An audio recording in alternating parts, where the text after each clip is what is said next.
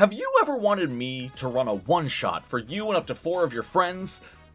If not, you can skip to this time code. But if so, then I have great news for you. Right now, I am hosting a raffle to give away one free up to 5-hour-long one-shot adventure for the winner and up to 4 friends in a digital Pathfinder 2e game hosted by yours truly. Between now and July 1st, any donations made using the link in the description, my Stream Elements tip page, will be entering you into a raffle. For every $2 your donation is, you will get your name entered that many times into the raffle. $4 you get 2 entries, $20 you get 10 entries. At the end of the month, I will be recording myself with every single name on a big wheel for every single entry and spinning that wheel to show off the winner of the raffle. I'll work with the winner to set up a date, time, and VTT platform for the virtual one-shot to be played. So, if this sounds interesting to you, the link is in the description to my tip page. Every $2 donated gets you a name in. Anybody can win this. One name is all it takes if the wheel happens to land on you. You can obviously donate more if you want to increase your odds. And I thought about just doing a normal auction, but I didn't like the idea that the richest person won, so I like the raffle idea. You can throw $2 in, and you might win. You never know, and all the money goes to support me, keeping a roof over my head, and helping fund the channel going forward. As a final little caveat, every single active Known@One's patron is getting 2 free entries right into the raffle, whether you're a patron now or you become a patron in the next week before the end of this competition. You will get your name entered twice into the raffle. So if you want to support the channel, this is an amazing way to do that. Thank you so much. On to the video. Howdy, my name is Knownnat, and if I did everything right, this video should look a lot higher quality, especially than the last one. If you watched my last video, which you should, it's a banger, it was great, Blaine Simple's video is in it, I react to it, it's awesome. I specifically remember not turning on my ring light, so along with having just worse camera settings, the graphics were terrible. But I fixed it, hopefully, probably. I won't know until it's done. But it's finally time I sit down and hammer this out because I promised it to you back on Monday. I'm talking about the deep dive into the Commander playtest for Pathfinder 2nd Edition. We've gotten a lot of information about the Commander. Who knows how much of it will make it into the final result, but I promised you a deep dive into every class feature and every class feat and every tactic we've been given, so strap in. This is going to be a long video because there's a lot to talk about. And before we get started, I do want to give a huge thank you to the Known@One's patrons over on the Known@One's Patreon. For as much as $10 a month, you can pledge to support. I'm losing train of thought. Anyone else notice that talking is harder in 2024? Is that just me? Is that like an approaching 30s thing? Link in the description, $10 a month, help support me, get your name on the list of cool people, appreciate all of you, thank you. Commander. The Commander is an intelligence-based martial class with 8 hit points per level plus Constitution modifier. While they are meant to be close to the front line so they can support their allies, they don't have Strength or Dex as their key ability score. Similar to the Investigator, this means they'll be a little bit more vulnerable than your typical martial in exchange for some super unique class features. They begin with expert proficiency in reflex and will saves as well as perception, but only trained in fortitude, which is kind of wild for a martial character. Most martial characters, aside from the squishier ones, tend to start expert in fortitude, but giving him will, I don't know why I just gendered the Commander. Giving the Commander expert in will saves is super unique. They begin trained in Society and Warfare lore, which is a super cool starting class skill proficiency, and then additional skills equal to 2 plus their intelligence modifier. They're trained in all armors and simple and martial weapons, so you can pretty much kit out your Commander any way you want. Two-handed weapon, sword and shield, even a ranged weapon Commander is possible. At level 1, you get your Commander's Banner. This is a flag or banner of some kind that is attached to your shield or weapon. And as long as allies are within 30 feet of you with your banner out, they get +1 status bonus to will saves against fear effects. But there's also a caveat. If this banner is ever stolen or destroyed in any way, then any allies within 30 feet who see this happen become Frightened 1. What a cool way to represent demoralization of your troops. Now, a small will save bonus is nice, but what the banner really is all about is letting you know who will be affected by your tactics. tactics. Tactics are the totally unique combat feature of the commander, and they are effectively orders that can be issued to squad mates within your banner's aura. What's a squad mate? Simple. It is an ally who you drilled on your tactics during that morning. During daily preparations, you can drill a number of characters equal to 2 plus your intelligence modifier. So if you have an 18 intelligence, up to 6 allies can all be drilled and prepared to respond to your tactics. Only squad mates can respond to tactics. If an NPC joins you in a fight, you cannot order them to execute a tactic because they did not practice it during daily preparations. At level 1, you know 4 unique tactics and can prepare 2 of them per day, sort of like a spellcaster's spells. The only difference is that tactics don't have a cooldown unless specifically stated. Tactics can be done as many times as you want, provided you have squad mates nearby to respond to them. And at any time during the day, you can spend 10 minutes with your squad mates to erase one of the tactics you did prepare and replace it with a different tactic that you know. Really easy to swap out tactics if you know what kind of fight you're going into.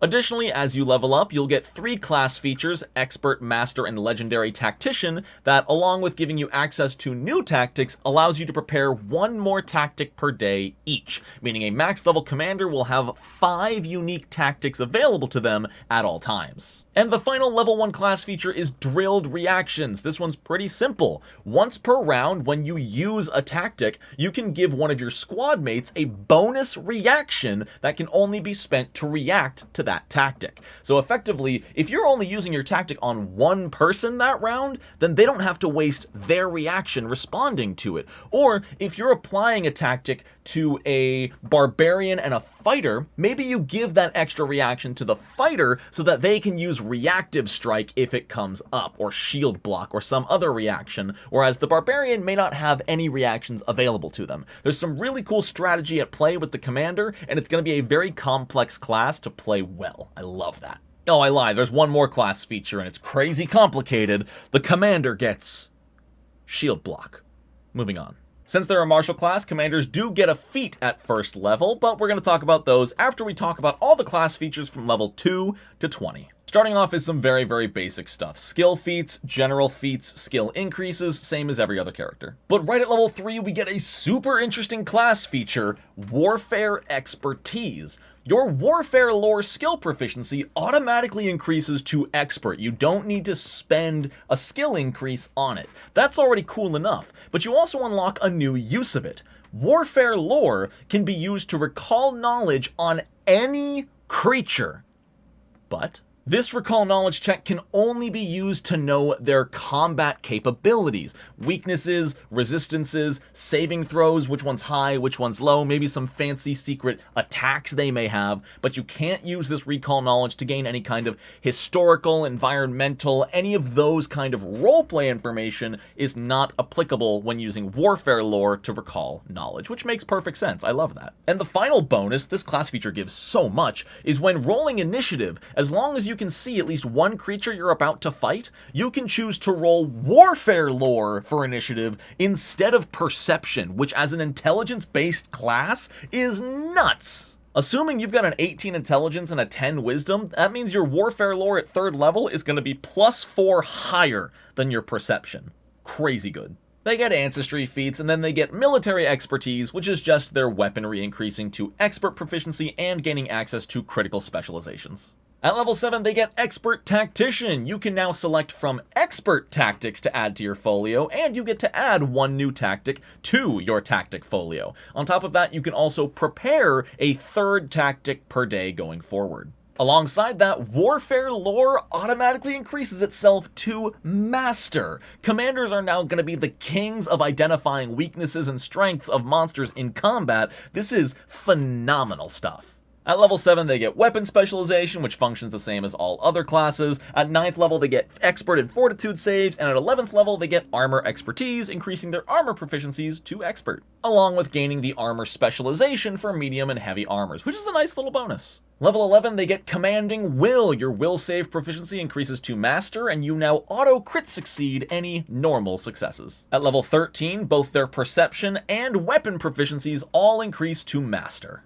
At level 15, their reflex saves increase to master, and successes become critical successes automatically, and they gain greater weapon specialization, increasing the damage dealt with all attacks, plus Master Tactician. Your commander class DC increases to Master Proficiency. You gain one new tactic into your folio, which can be chosen out of the Master Tactics section, and you can prepare a 4th tactic per day. Really good all around. Oh, and Warfare Lore increases to Legendary. Level 17 is Master Proficiency with Armors, and level 19 is Legendary Tactician. One more tactic in your folio, which can be selected from the Legendary Tactics, and one additional tactic per day, granting you 5 unique tactics prepared daily. Also, Legendary class DC. I don't know how I keep forgetting to mention that. Okay, before we get into the class feats for the commander, it's time to go over the tactics themselves. This is the big, meaty claw of the commander. Everything they do is based around these tactics, starting with the very basic level 1 tactics. I'm going to start off with the mobility tactics. These are all tactics based around movement, both safe and efficient, and then we'll move on to the offensive tactics afterwards, just because that's how they're laid out in the book. Right off the bat, the first tactic, Defensive Retreat, is phenomenal because it doesn't cost a reaction from any of your squad mates. For 2 actions, all squad mates currently affected by your banner can take 3 consecutive free step actions. That is 15 feet of movement, or 30 for some characters, that doesn't provoke reactions. If you're fighting monsters that are covered in reactive strikes, this is a great way to get your allies out of dodge, especially if that monster has collapsed on your backline and your wizard needs a way out. And this is specifically a defensive retreat. Every step action taken by a squad mate must be to move farther away from an enemy. You cannot use these steps to move closer to a different enemy unless you are simultaneously moving away from another enemy. I hope that made some sense. Form up. For 1 action, all squad mates affected by your banner may spend their reaction to stride.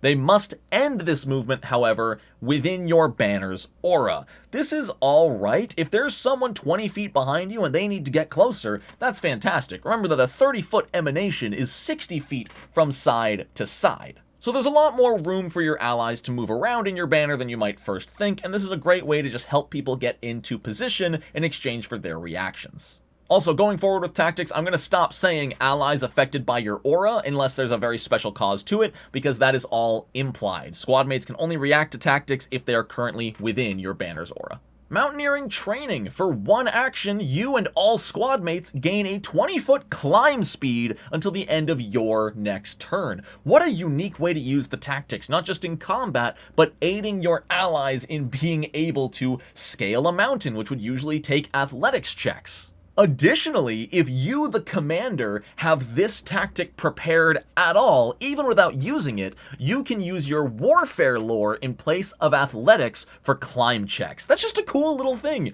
You don't necessarily have to invest in athletics as a commander because you have little things like mountaineering training. Naval training is the exact same thing, except for a swim speed, not a climb speed, and that you can use warfare lore to swim instead of athletics. Really cool. And the final basic mobility tactic is Passage of Lines, and it's very situational, almost too situational. I really can't recommend this one. All allies affected by this tactic can, as a free action, swap places with an adjacent ally. That's it.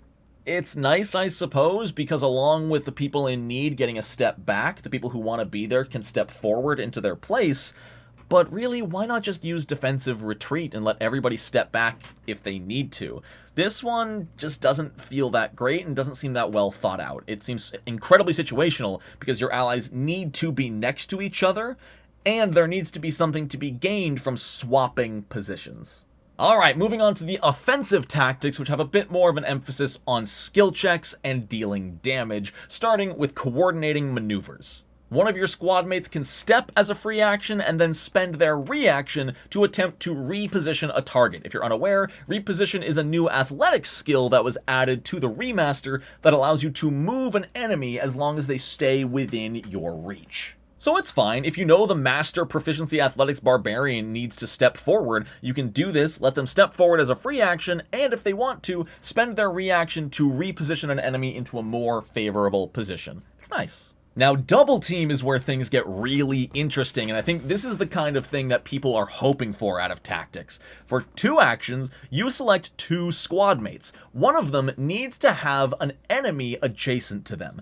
That first squad mate makes a shove check against that enemy. If they succeed, they can shove them, or they can also use reposition instead of shove if they want. If this causes the enemy to end that forced movement within reach of the second squad mate, that squad mate gets to make a melee strike as a reaction. To put this into more of a painted picture, if you have an ally here, an enemy right next to them, a blank space, and then another squad mate, then this first squad mate can shove the enemy 5 feet back. They're now adjacent to the second squad mate, who gets to attack as a reaction. Really, really cool, specific way to get your allies to get a free attack. Really fun. End it sounds like it should be this big battle-ending tactic. Unfortunately, it's not quite. Let's go over it. The problems start right with the requirements. You and your allies need to outnumber the number of enemies you're fighting, and you need to have just dropped an enemy to 0 hit points, either you or one of your allies. In addition, this all also has the incapacitation trait, so keep that in mind. For 2 actions, if you have met all of the requirements, then you can use End It, and all enemies within 10 feet of you or a squad mate will make a will save against your class DC. If they normal succeed, nothing happens.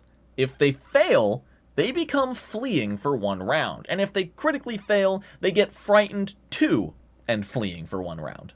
The fleeing on a failure is good, especially if you've got some fighters or anyone else with a reactive strike on the party. Fleeing is going to force the target to move away and waste all of their actions, which is great. I think a good GM will be able to swing this, especially if you're super outnumbering the enemies and they fail or critically fail against End It. I think it's a great way to roleplay, saying, okay, the enemies all surrender. They throw their weapons down and start running away, and then you can morph from combat mode into roleplay mode. However, if you're just going rules as written, this just makes the enemies run away for a turn, and then it goes away and they turn back around and start fighting again. So really cool if you have the roleplay to back it up. Don't be afraid, GMs, to play with abilities like this and lead them into roleplay situations. Mechanics are not there just for mechanics' sake. It's important to remember that no matter how specific a mechanic is, it should be there to facilitate and improve roleplay.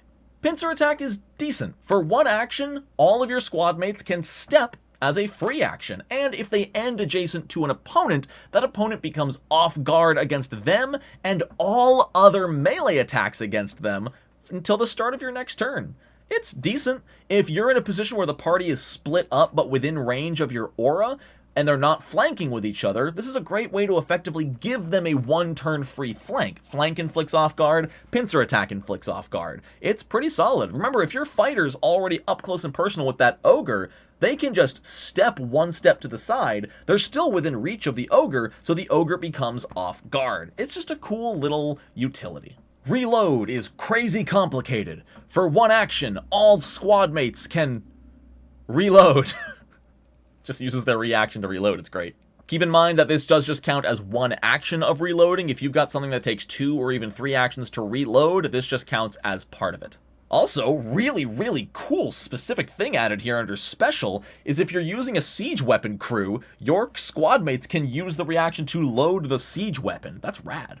Shields Up is decent. For 1 action, all squad mates can use their reaction to raise their shield. Or, if they're using a weapon with the parry trait, it's a free action to position it and gain the weapon's parry bonus. I'm just going to say this here in case this all makes it to the final version. This pairs perfectly with a feat for the Guardian that upgrades all 2-handed parry weapons to give +2 to armor class. So, you can use Shields Up and your Guardian can raise their 2-handed weapon to gain the armor bonus as a free action. That's crazy and I love it. And the final basic tactic is Strike Hard. For 2 actions, you pick a squad mate, they can strike.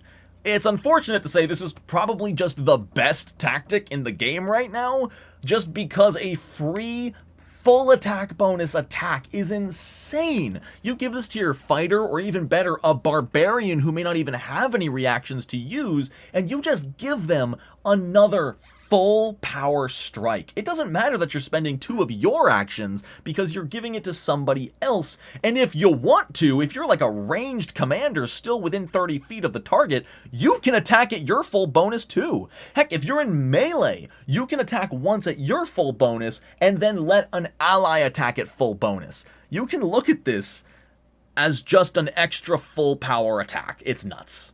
Alright, there's only 2 expert, 2 master, and 2 legendary tactics to go over each, so let's cover them here, starting with Piranha Assault. Piranha Assault is just fantastic if you're fighting something that happens to be resistant to most of what your party can do. For 1 action, you pick a creature that you and your squad mates can see, and every time you or your squad mates attack that creature, they ignore their resistance up to an amount equal to your level. If you're level 7 when you picked this up, then you get to ignore 7 damage resistance, not just for you, but your squad mates as well. Sure, this only lasts until the beginning of your next turn, but there's no cooldown on tactics, remember. If you're fighting something with resistance 10 to piercing and resistance 10 to bludgeoning, then you use this and all of your allies, when they attack with their piercing or bludgeoning weapons, can just ignore 7 of that resistance. It's wild. It's crazy that you don't even have to pick 1 resistance. If it's resistant to bludgeoning and fire, then your fighter's mace will ignore the bludgeoning resistance, and then your wizard's ignition will ignore the fire resistance. This is crazy good. Also amazing is Stupefying Raid. For 2 actions, you pick up to 2 squad mates, and each of them gets to stride as a reaction. If they end their stride next to any enemy, that enemy must make a will save against your class DC or become Stupefied 1 for 1 round. Stupefied 2 on a critical failure, and as a reminder, just being Stupefied 1 inflicts a 25% chance to fumble any spell cast. Whenever a stupefied target tries to cast a spell, they need to make a flat d20 check equal to 5 plus their stupefied value. So if they roll less than a 6, they lose the spell slot, they waste the actions, and nothing happens. If you're fighting some devious spellcasters, Stupefying Raid is going to be insanely good. And it doesn't have incapacitation. You do this every round, eventually you're going to land it on the big boss, and they might fumble a spell and waste most of their turn. The Master Tactics is where the action economy goes through the roof. For 2 actions, you can use Demoralizing Charge, allowing 2 of your allies to stride as a free action, and if they end adjacent to an enemy, can strike them as a reaction. Meaning for 2 actions, you just allowed 2 allies to both take 2 actions and get a full attack bonus strike on a target, and if those strikes hit, the target needs to make a will save against your class DC or become Frightened 1. And as usual, Frightened 2 on a crit failure, but that's not all! Both of these strikes can be against the same target, and if they are, the target gets a -1 circumstance penalty to their will save! This is wild! And if either of them crit, it's -2 to the will save. This tactic is bonkers. And let's keep the bonkers train rolling with Ready, Aim, Fire. For 2 actions, all squad mates affected by your banner can swap to a ranged weapon as a free action, reload that ranged weapon as a free action, and fire it as a reaction, plus spellcasters with a cantrip of a range of 30 feet or more can cast that for a reaction! Let's assume you've got the ranger, the wizard, and the fighter all within range of your banner, and they're all set to their melee weapons for some reason. For 2 actions, you just allowed the ranger and the fighter to swap weapons. You allowed both of them to reload that weapon. You've already given them 4 actions. And then you let both of them fire the ranged weapon, and the wizard can shoot off a frostbite. By affecting 3 allies, you gave 8 actions at the cost of 2 of yours. And this has no cooldown. You can do this every turn. Insane. Let's keep up with the ranged death volley with Executioner's Volley, our first legendary tactic. And the only tactic we've seen so far with a cooldown. You can only use this once every 10 minutes. For 2 actions, you and all squad mates with a ranged weapon equipped can all use their reaction to strike a target. A single target. You don't divide these up amongst others. Everybody is shooting the same poor soul. And you add up the damage of every single ranged attack before counting resistance. If you've got 3 shots going off and they all deal 80 damage and they've got resistance 20 to piercing damage, well, you add that up to 240 and they only resist 20 of that. Additionally, all of these attacks gain the death trait only if they're shooting a living target. And if the target dies because of the death trait, which if they hit 0 hit points, they are dead, even if rules as written they would get dying checks, they don't, they're just dead. If they die, then all other enemies within your commander's banner aura make a will save against your class DC or become frightened too. What a wild tactic. There's a reason you don't get these, I think, until level 19. So let's wrap up the tactics with a massive AoE heal, Valkyrie's Charge, with a once per day requirement cooldown.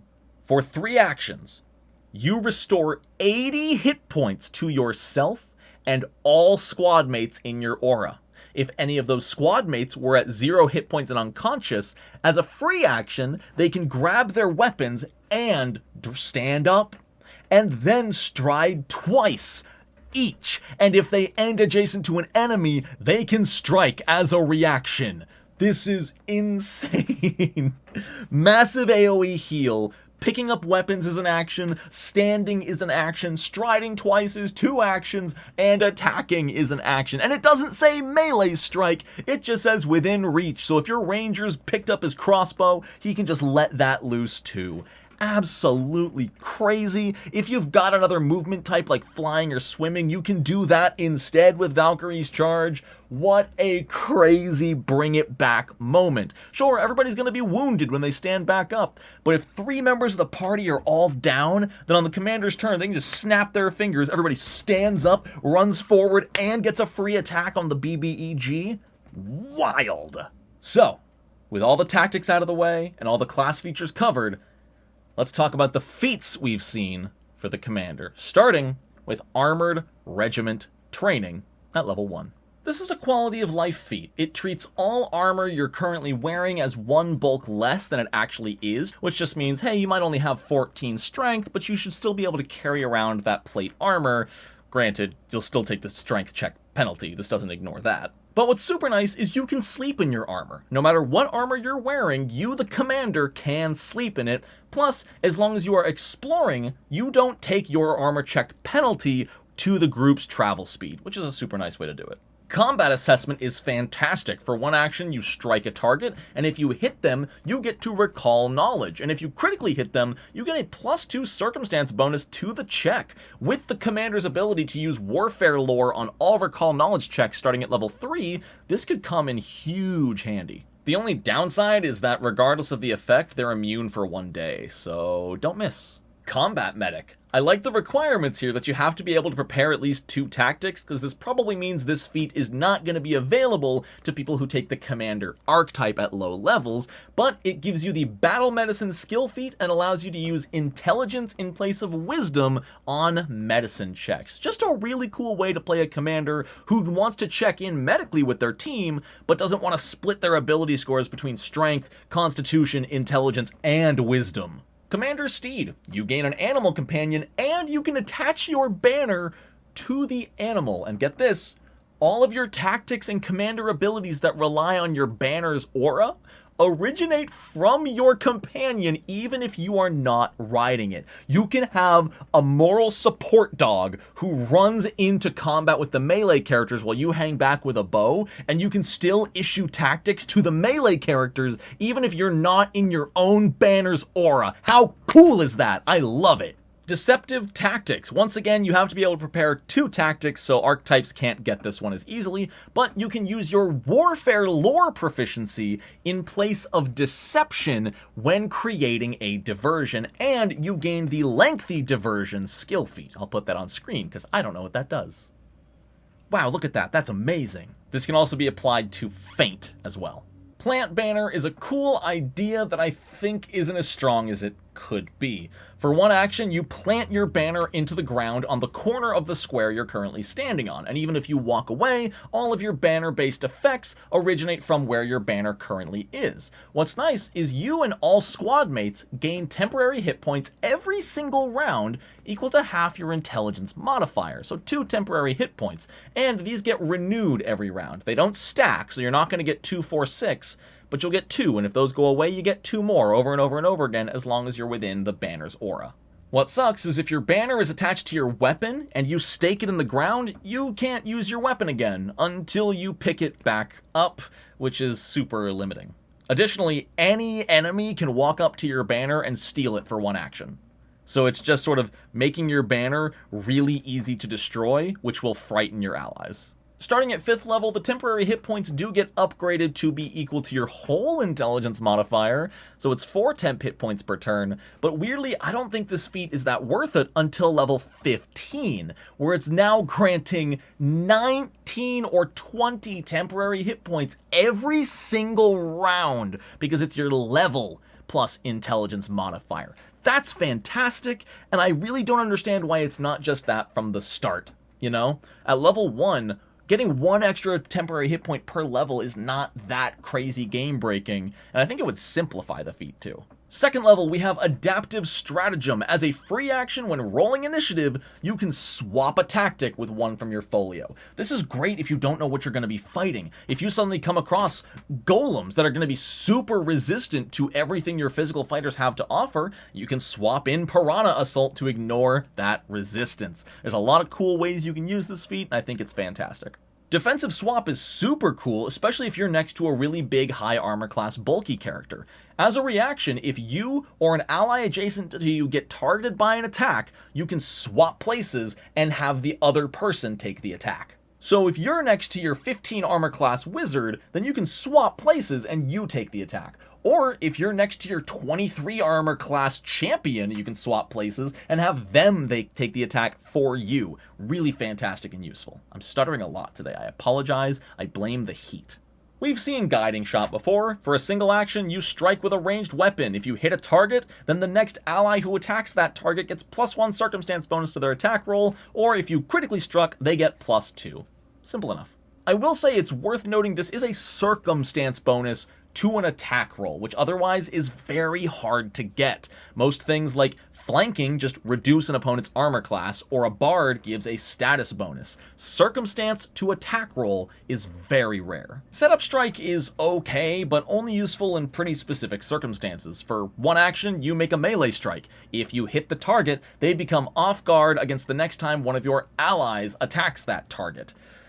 Or you could just flank them. Obviously, flanking is not always a possibility, and setting up your rogue for an easy sneak attack is useful. I think where this shines the most is against large, huge, and bigger opponents that are a lot harder to move around and flank.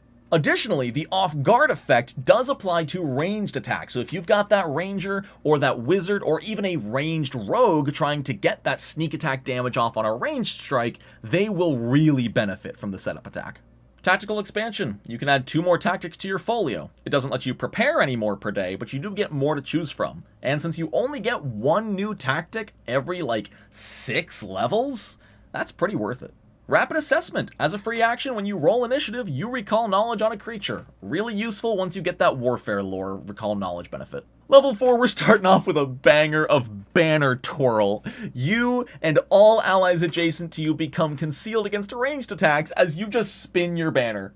And it's so distracting that targets can't get a good shot of you. How stupid is that? I love it. Question. If you have Banner Twirl, but your banner is on your animal companion, can you use it? Because it doesn't say you have to have the banner in your hands. Can you have a mechanism you activate that just turns the banner into a propeller on your animal companion's back? Because I love that visual. If you took Combat Assessment at level 1, you can take Observational Analysis. These are big words. When you use Combat Assessment, as long as you or any of your allies have attacked this target sometime in the last round, you get to double the bonus, +2 on your normal strike, or if you critically hit, +4 to the Recall Knowledge check. Fantastic.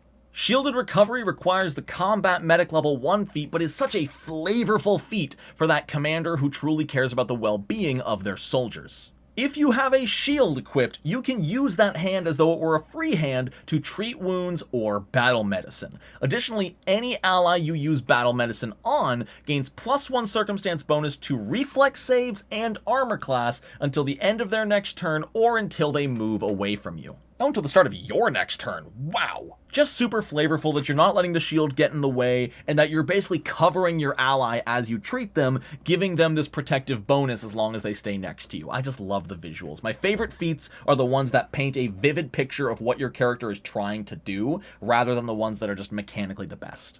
Unsteadying Strike is fantastic if you have an athletics-focused character on your team. You make a melee strike against a creature for 1 action, and if it hits, they take a -2 circumstance penalty to all fortitude saves to resist athletics checks. Grapple, reposition, shove, trip, etc. Oh, actually it's to everything but trip. But it includes disarm. Weird. These penalties last until the start of your next turn, so if you can throw somebody off, then your barbarian can come in there, shove them, reposition them, just whip them around, or combo it with the tactic that allows your allies to shove an enemy into an ally to get the extra attack. There's so many cool ways to use all your actions as a commander, and I can't wait to try it out someday. Also, can we talk about the fact that there's no saving throw for this? You hit, you inflict the penalty. Straight up. Phenomenal. Wave the Flag for a level 4 feat is bonkers. For 1 action, you rally you and your allies. They get to reduce their frightened condition by 1 if they have it, and make a new saving throw against any mental effect currently afflicting them. If they're fleeing or they're frightened 2 or 3, they can make a new saving throw against the original effect to get rid of it. Amazing. However, whether a target succeeds or fails, they become immune to Wave the Flag for 10 minutes. So this is sort of a once per combat rallying moment, but for 1 action at level 4 is crazy. Battle-Tested Warhorse turns your animal companion into a mature animal companion, and I love this little line of flavor text, even if magically compelled to do so, your companion will never attack you because it is so loyal. I think that's so freaking cool. Efficient Preparation. You can prepare an additional tactic. This is massive.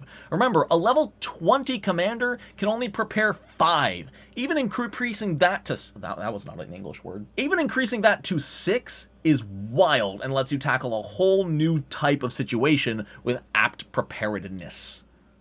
I'm just making up words now. Reactive Strike.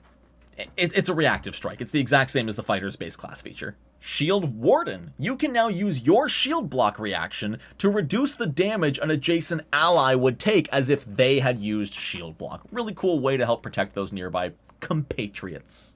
Defiant Banner. For 1 action, you and all allies affected by your banner gain resistance to bludgeoning, piercing, and slashing equal to your intelligence modifier. That's going to be like +5 at level 10. And then at level 14, this upgrades into an insane ability because it becomes intelligence modifier plus half your level. At level 14, that becomes 12 physical damage resistance to you and all allies within 30 feet. That's nuts. Officer's Education is really weird as a class feat, but I don't hate it. You gain 2 new trained skill proficiencies and increase any of your current trained skill proficiency to Expert. In addition, you learn a new language and gain a general feat you qualify for of 3rd level. That's a lot, and really weird for a class feat. We don't often see class feats, aside from certain classes, interacting with skill proficiencies and general feats of all things. So this is pushing the boundaries of Pathfinder 2e's game design, and I'm here for it. I like it. Rallying Banner. For 1 action, once per 10 minutes, you can just restore 4d6 hit points to all allies within your banner's aura. Keep in mind, this does not heal you. It is only your allies. And the healing goes up by 1d6 per 2 levels. Overall, I'm not super impressed. 4d6 is not all that much hit points. You're looking at, what, an average of about 12 to 15 hit points when you use this at level 8, but it is AoE. If you hit 3 allies with it, healing for, whatever, 40 hit points isn't nothing. I think a sort of needless piece of text, but I guess makes sense because this doesn't cost any resource, is that this has no effect outside of combat. This rallying banner strictly initiates your allies' adrenaline and keeps them fighting. You can't be wandering down the road while the fighter's nursing his sprained wrist and you go, "It's not sprained anymore!" Oh, still hurt? Give me 10 minutes. Now it's better! Unrivaled analysis. When you use your free recall knowledge check you got from rapid assessment, you can do 4, as long as they're 4 different creatures. That's just really good recall knowledge. You'll know exactly what you're fighting, which fits for the commander's intelligence-based combat style. I'm gonna mispronounce this. Battle-hardened Destrier? You get a nimble or savage animal companion, and if you don't command them, they get 1 action on their turn. Pretty standard stuff. Drilled reflexes. Now, once per round, when you give the free reaction to a squad mate, you can give a second one as well. Just really, really good, especially for some of those powerful 2-target tactics. Standard Bearer Sacrifice is super cool. As a reaction, if one of your allies is about to be hit by a ranged attack, you can wave your banner, causing the attacker to make a will save against your class DC. If they fail, they target you instead, and if they crit fail, you get a +2 bonus to your armor class for the attack. Really damn good. Now, obviously, you do need to be within range of the person to attack you as well, but it's just a really cool sacrifice of a, hey, attack me over here, I got the big old banner, leave the poor cleric alone. Targeting Strike is a cool little upgrade to Guiding Shot, which is if you hit the target, then the next ally to attack them gets a +2 circumstance bonus to their attack roll, even if you didn't crit, and bonus damage equal to your intelligence modifier. Just by hitting a target, you can say, yo, Ranger, hit this guy. You get +2 to attack and 4 more flat bonus damage. What's not to love? Fortunate Blow is absolutely bonkers. It's a 1-action strike, and if you hit, then the next ally to attack that creature gets advantage. Roll 2 dice, take the highest result. It doesn't even say a melee strike, so just you can be on the back line, and just once per turn, shooting with your longbow, hitting them, giving somebody else fortune advantage on their next attack. Insanity! Thank God they put the Flourish trait on there, otherwise you could do this 3 times per round. Perfected Evaluation seems unnecessary. It's another upgrade to your rapid assessment, but now when you roll initiative, you can make 6 recall knowledge checks instead of just 4. In what world do you need more than 4 recall knowledge checks? I've rarely had a combat with more than 2 recall knowledge checks. Reactive Interference is a super cool way of using Pathfinder 2E's systems. As a reaction, if an adjacent creature would be about to use a reaction, you can attempt to interfere with it. If you're a higher level than that creature, you just cancel theirs out. You spend your reaction to get rid of theirs. And if they're a higher level than yours, you get to roll an attack roll. And if you normal hit, you don't deal any damage, but you do interrupt their reaction.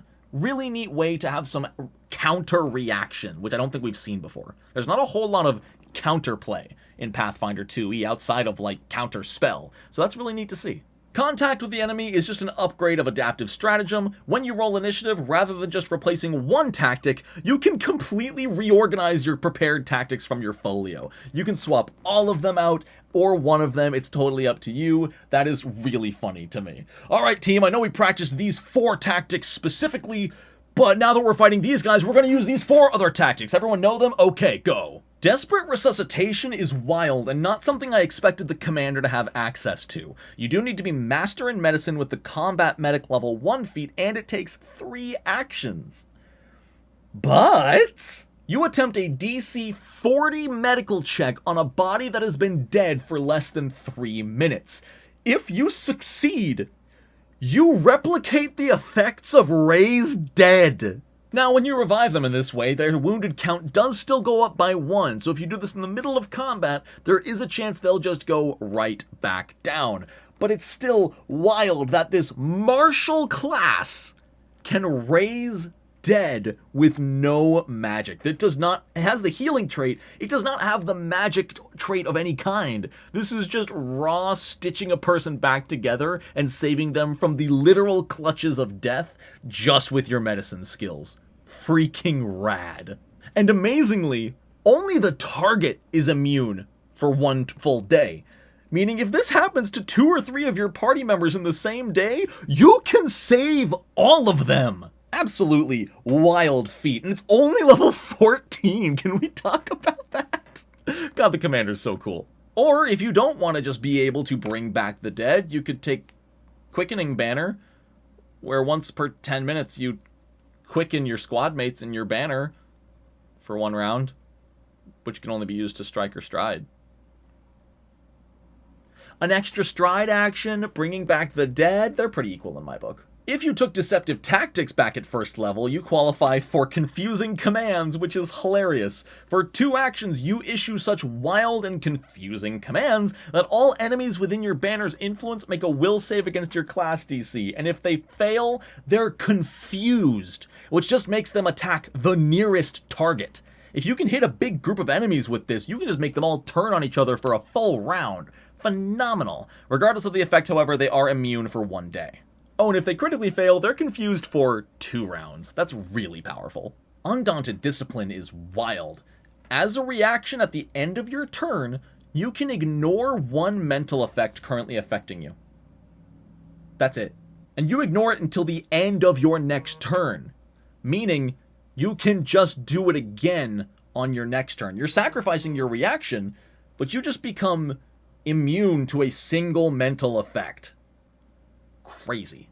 And the special text is crazy too. You can use this reaction to stop a mental effect, even if that mental effect prevents reactions. Wild. Demand Surrender is fine. I don't think it needs to be a feat. This feels like something you should be able to do in roleplay, and this is a rare case of me not liking when something is turned into a mechanic, because it leads to this precedent of people saying, I can't let you do that. There's a whole class who has a feat that lets them do that. I'm not saying that's the way to play. In fact, I ignore that all the time, but it's a very common mindset of, if it's a written rule somewhere, I can't let you do it for free.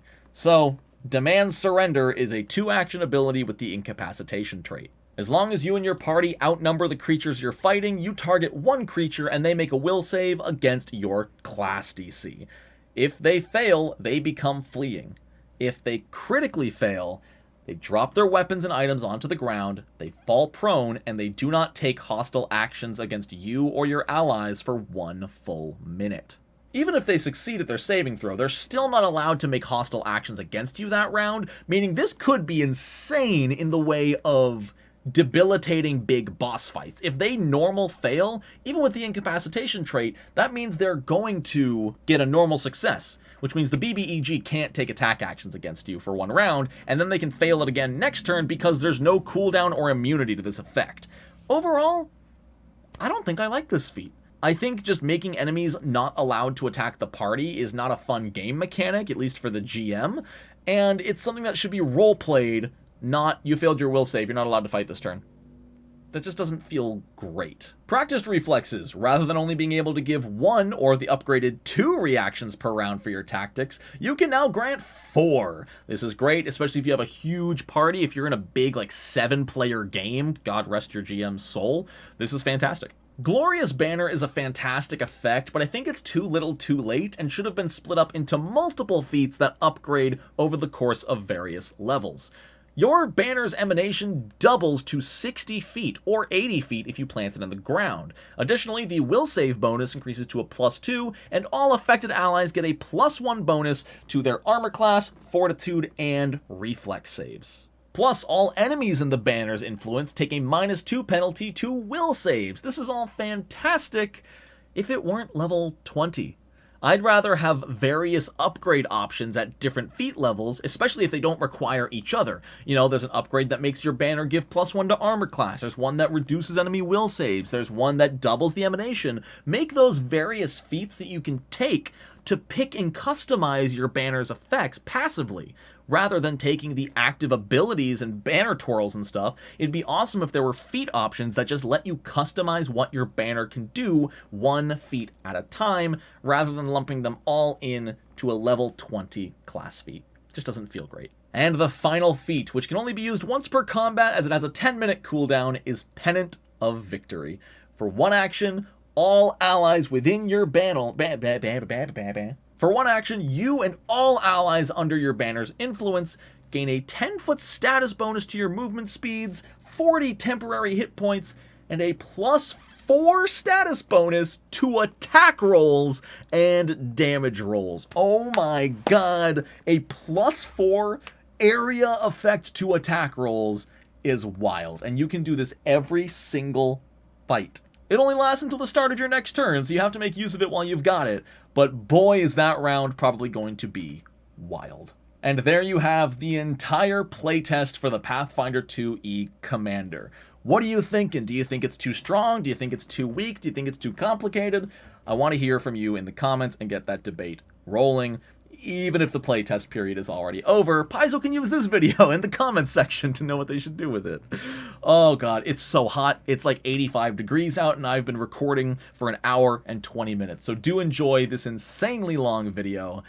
I'm going to go drink a nice glass of ice water. Thank you again to everybody who's pledged on Patreon and helped me keep what I'm doing. Thank you to everyone who entered into the raffle. We'll be announcing the winner of that next week, so stick around. And most of all, thank you so much for watching. I hope you have a wonderful rest of your day. And until next time, no nat ones.